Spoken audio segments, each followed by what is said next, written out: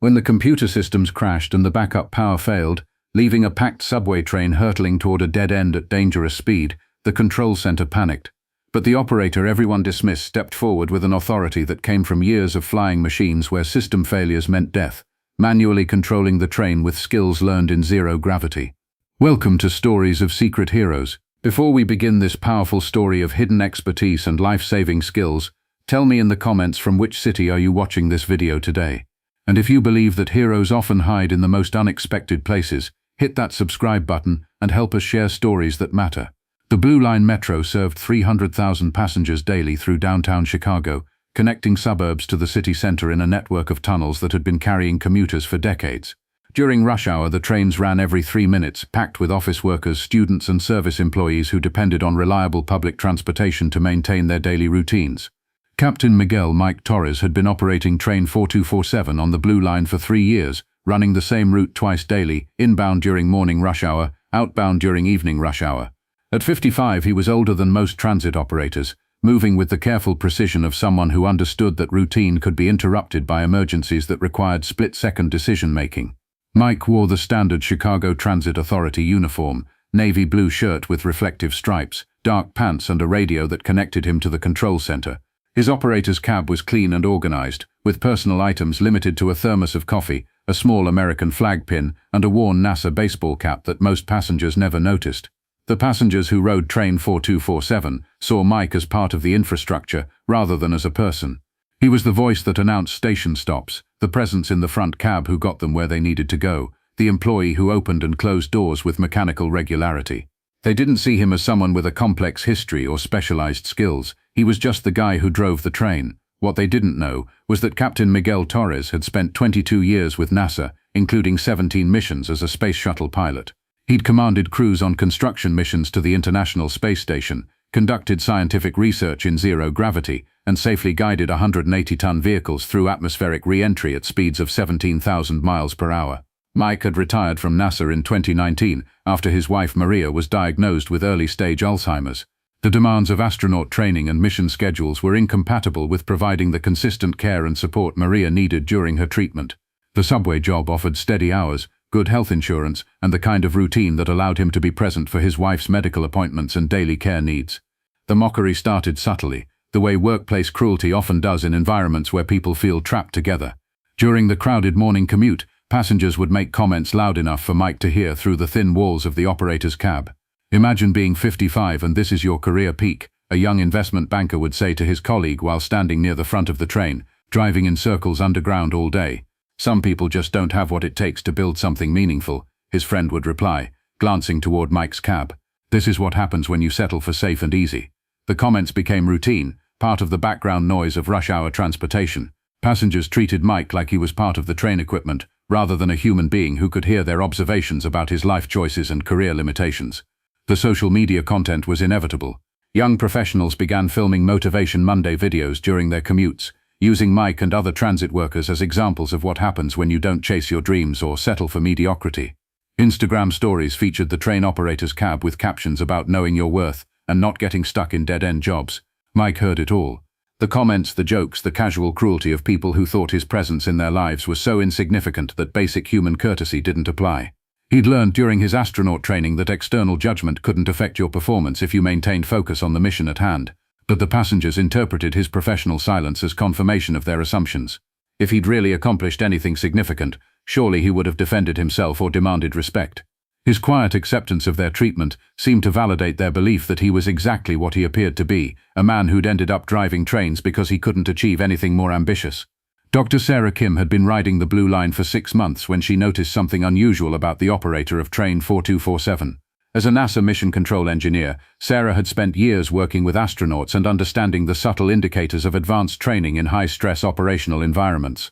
Mike's announcements were delivered with the precise timing and clear communication protocols she recognized from space missions. His handling of minor equipment malfunctions showed the systematic troubleshooting approach that NASA drilled into all astronaut candidates. Most tellingly, his movement patterns in the operator's cab showed the spatial awareness and economy of motion that came from working in zero-gravity environments. Sarah began paying closer attention to Mike's operational style.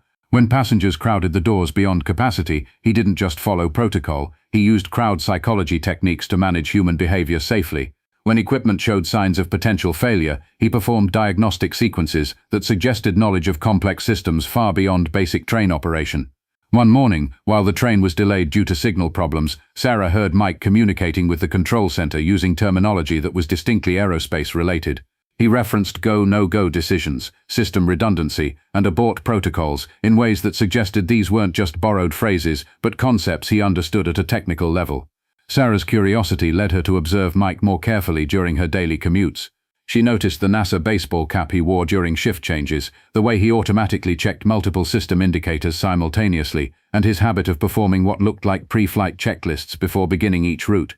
When Sarah mentioned her observations to colleagues at NASA, their response surprised her. Torres. Miguel Torres. He's not just any astronaut, he's one of the most experienced shuttle pilots we've ever had. 17 missions, including some of our most complex International Space Station construction flights.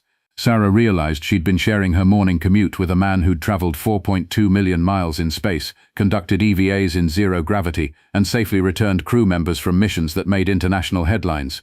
The next morning, she decided to introduce herself. Sarah waited until the train reached the end of the line and most passengers had disembarked before approaching Mike's operator cab. She knocked gently on the window and showed her NASA identification badge. "Captain Torres," she said when Mike opened the cab door, "I'm Dr. Sarah Kim from Mission Control. I work on ISS operations coordination." Mike looked at her NASA badge, then at her face, recognition dawning slowly. "Dr. Kim, you worked on the environmental systems monitoring for Station Assembly Mission 15. You remember that? I was pilot on that mission. Your team's work on the life support diagnostics helped us solve a critical problem during EVA 3. Sarah smiled. "I've been riding your train for months, wondering if you were who I thought you were. What are you doing here?" Mike glanced around the empty train car, considering how much to share with someone who understood the demands of space program careers. "My wife has Alzheimer's, early stage, but she needs consistent care and support. NASA schedules weren't compatible with being present for her treatment, so you left the space program to take care of her. I retired to take care of her. This job gives me steady hours, excellent health insurance, and the ability to be home every evening when she needs me most." Sarah looked around the subway car, trying to reconcile the man who'd piloted space shuttles with the environment where he now worked daily. "Do you miss it, spaceflight?" Mike considered the question. "I miss parts of it. The precision, the teamwork, the feeling that what you're doing matters. But this matters too. These people depend on safe, reliable transportation to live their lives. That's not less important than space missions, it's just different. But the way they treat you," Mike shrugged. "People see what they expect to see. They think they know what my life is worth based on my current job.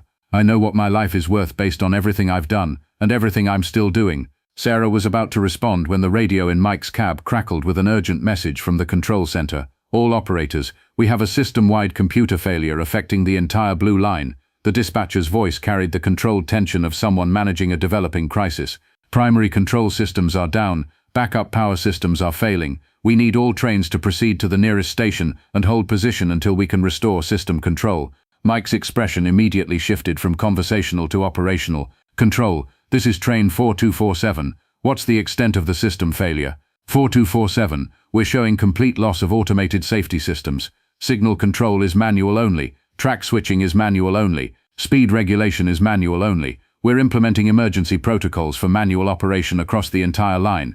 Sarah watched Mike's transformation from retired astronaut making small talk to active pilot managing a critical situation. His voice took on the calm authority she recognized from mission communications during space emergencies.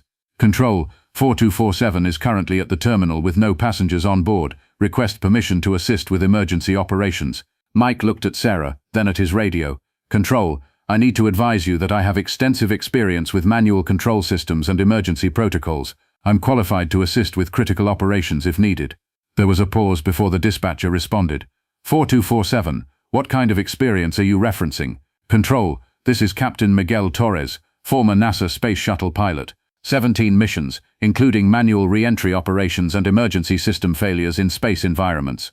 The radio was silent for almost 10 seconds.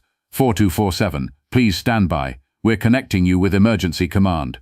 Within minutes, Mike's quiet subway train had become the mobile command center for a transit emergency that threatened the safety of thousands of passengers across the Chicago metro system. The computer failure had affected not just the automated safety systems, but also the communication networks that allowed central control to coordinate emergency responses. Train operators throughout the system were working with partial information and manual controls they'd trained on but rarely used in real emergencies. Several trains were stranded between stations with passengers on board. Others were approaching stations too fast because the automated speed control had failed. Emergency Command connected Mike with the system superintendent, who was coordinating crisis response from the main control center. "Captain Torres, we have trains throughout the system operating on manual controls, with operators who've never handled this level of system failure. We need someone with experience in manual operation under emergency conditions to help coordinate safe operations." Mike looked at Sarah, who was listening to the emergency communications with the professional attention of someone who understood crisis management. "I'll need to move through the system to provide direct assistance to operators who are struggling with manual controls. Can you coordinate with Emergency Command to identify the highest priority situations?" Sarah nodded.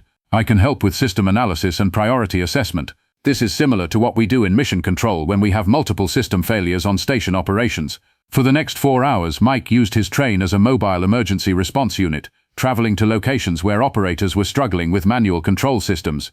His experience with spacecraft that required constant manual adjustment and precise navigation helped him guide subway operators through procedures they'd never practiced under actual emergency conditions.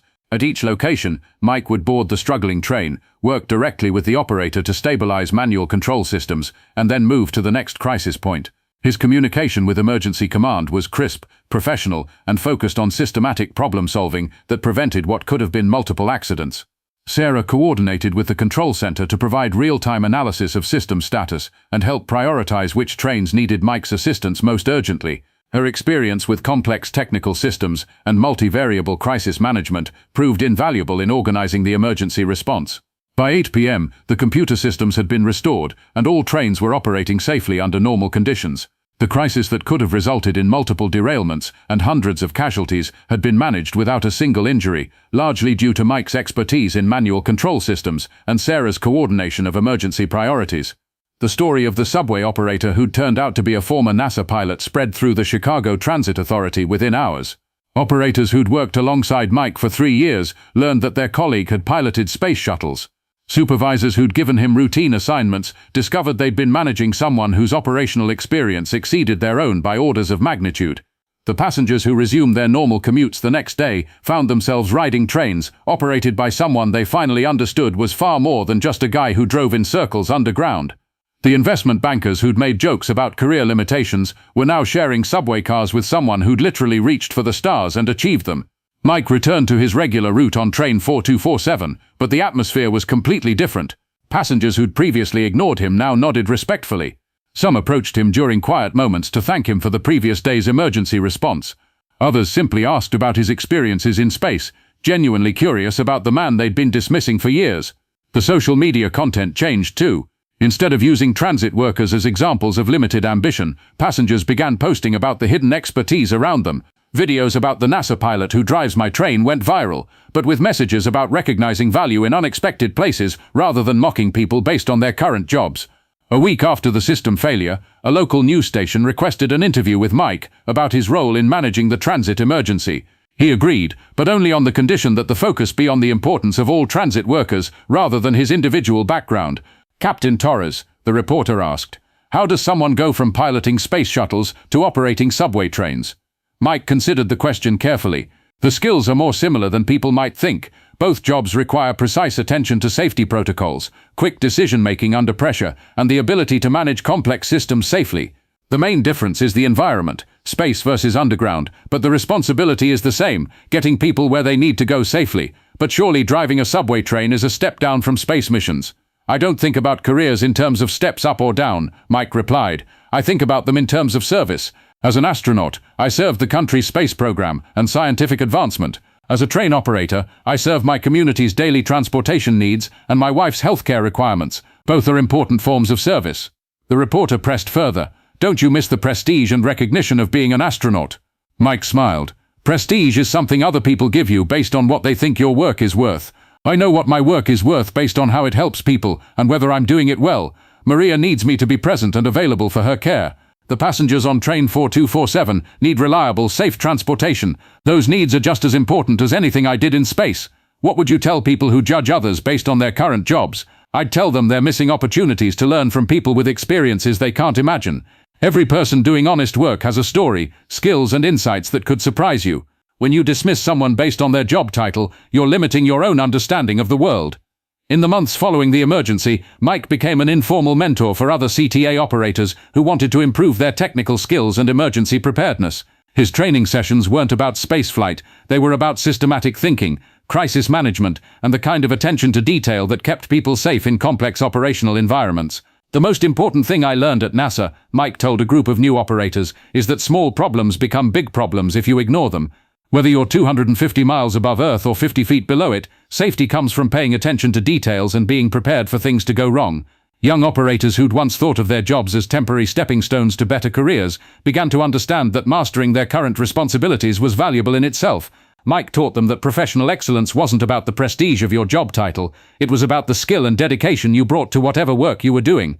The training sessions attracted attention from CTA management, who began incorporating Mike's systematic approach to safety and emergency preparedness into their official training programs.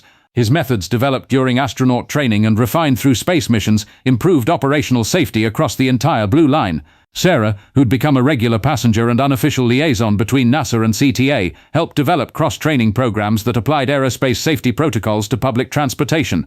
The collaboration between space technology and urban transit created innovations that improved safety and efficiency for thousands of daily passengers. 2 years after the system failure, Mike Torres had become a symbol of something larger than individual achievement. He represented the recognition that expertise exists in unexpected places, that service takes many forms, and that judging people by their current circumstances often blinds us to their true capabilities. The Chicago Transit Authority implemented new protocols for identifying and utilizing the diverse professional backgrounds of their employees. They discovered former military pilots, retired engineers, experienced emergency medical technicians, and other specialists who'd taken transit jobs for personal reasons, but whose expertise could enhance operational safety and efficiency.